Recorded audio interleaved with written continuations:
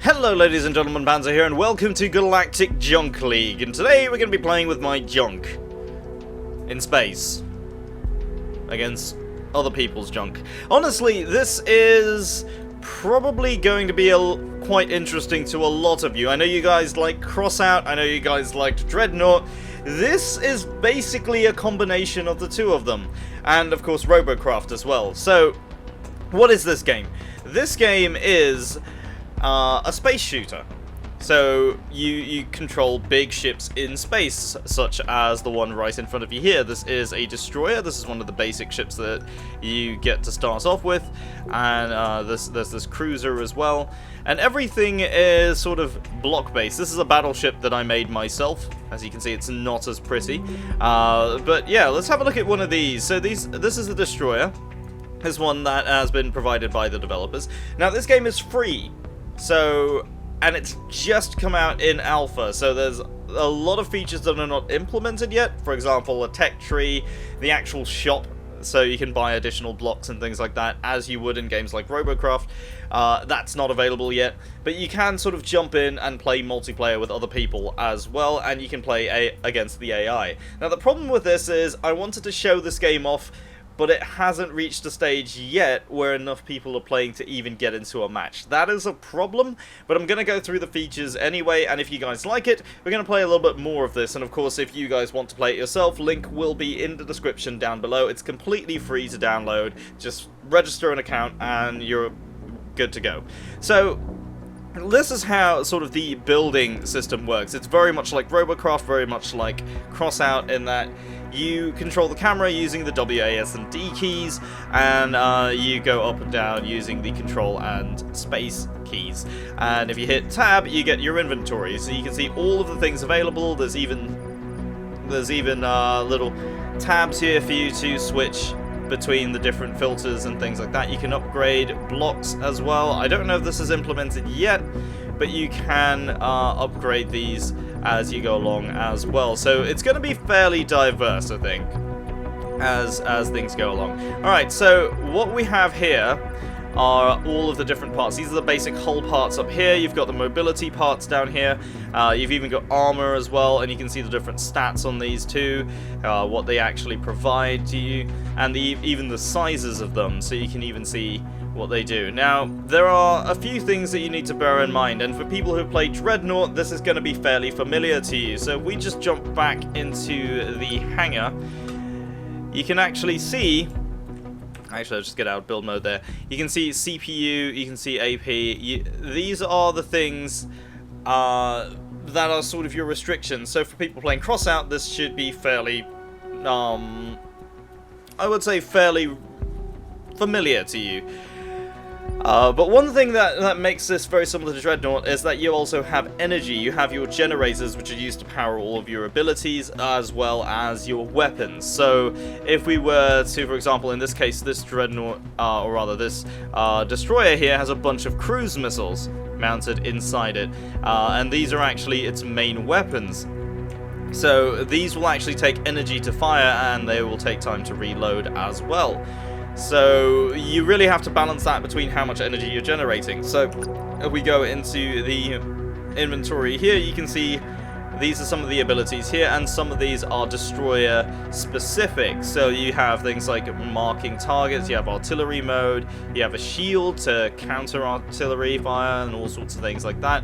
But you also have certain things as well that are unique to the particular classes as well. There are different weapons that are only available to those classes, and so on. But you also have things like energy generators and batteries, which will increase the capacity and generation rate of energy. And you have things like your gyroscopes, which help with the turning ability of the ship. And yeah, but there is something else that I find is fairly unique to this particular type of game.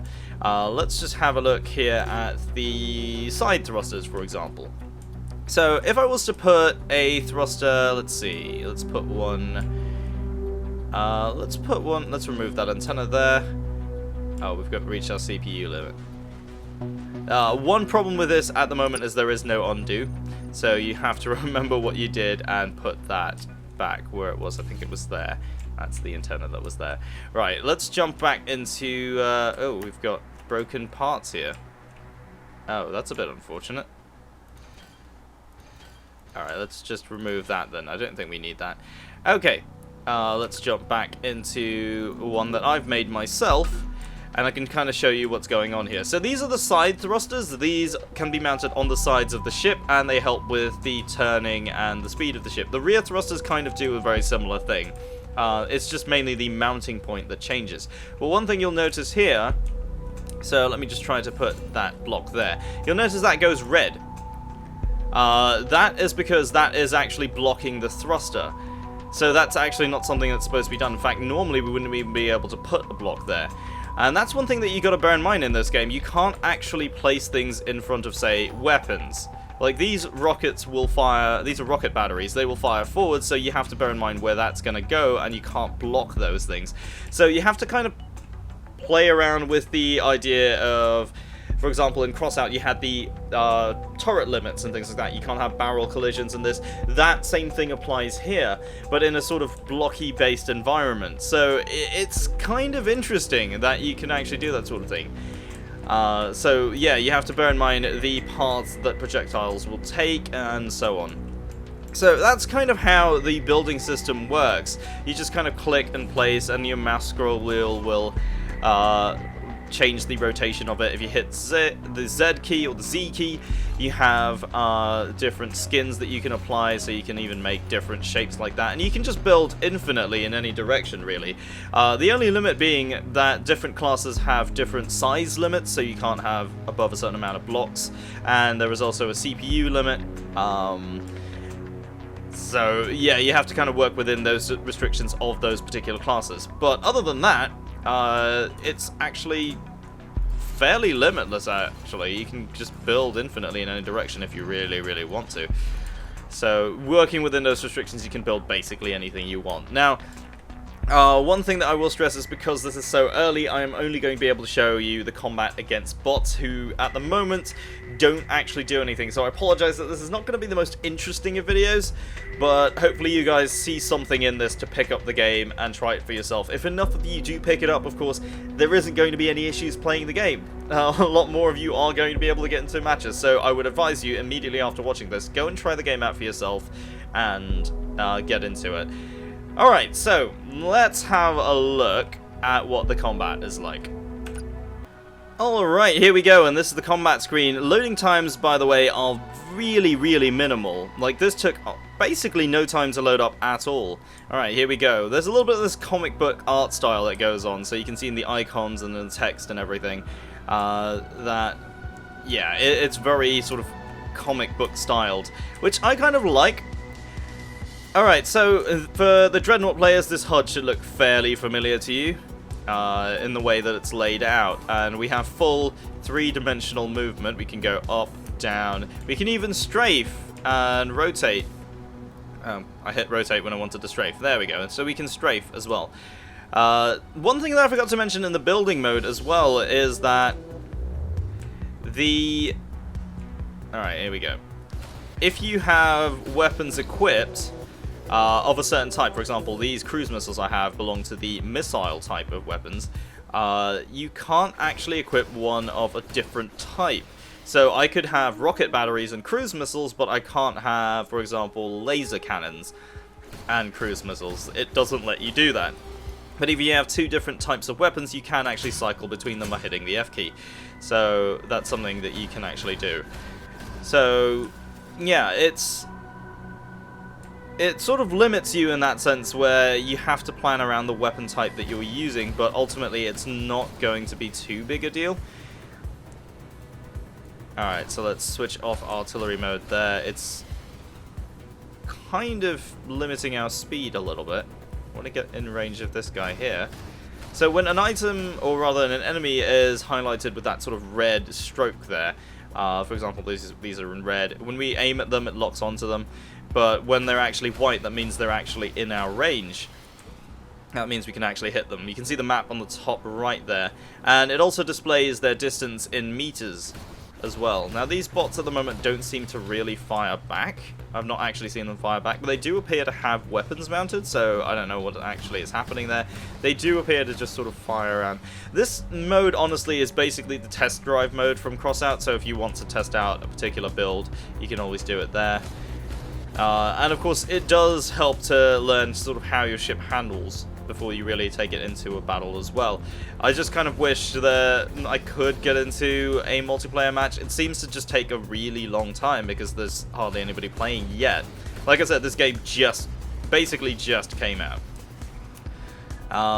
As far as I can tell as well, death matches allow you to respawn, so just like in Dreadnought, you know, when you are killed, it's not, you know, it's not game over for you. You can still rejoin the battle, but you can only take that one ship into battle. So for players who are familiar with Robocraft as well, that would be pretty similar to that. Okay, and you can see the little bar below them that gets shorter. That is the overall health bar. Now, unlike Crossout, in this game, all of the hull pieces and everything you attach adds up to your total sort of hull integrity. So when you see damage numbers, that is minusing off from the entirety of the ship's integrity. And as parts do come off more, your health bar will of course shrink noticeably. So you do want to build with things that are attached properly and not gonna get blown off immediately. Alright, I'm going to show you a couple of the abilities as well. So I showed you the artillery mode earlier. We also have this sort of micro warp jump. And this is based on a particular module that I have there. So of course that gets destroyed, then we don't have that anymore. Yeah. And of course we can turn on our energy generator as well. That gives our generator a big boost. So when we fire off, we don't overload as quickly. When we overload, that's basically like overheating a machine gun in a lot of FPSs. It stops you from firing for a particular time. Of course, if you were to deplete, or at least come close to depleting your energy reserve without actually overheating, it doesn't stop you from firing. So you can actually control your fire and really manage your temperatures and all of that. Well, I say temperatures, but I mean you can really manage your energy a lot better if you do that. Of course, these targets are a little bit out of our range. Let's turn on our artillery mode. See if we can actually hit them. Yeah, we can. So, yeah, I mean, that's all there really is to it at the moment. Of course, I still have yet to see what the game modes are going to be like.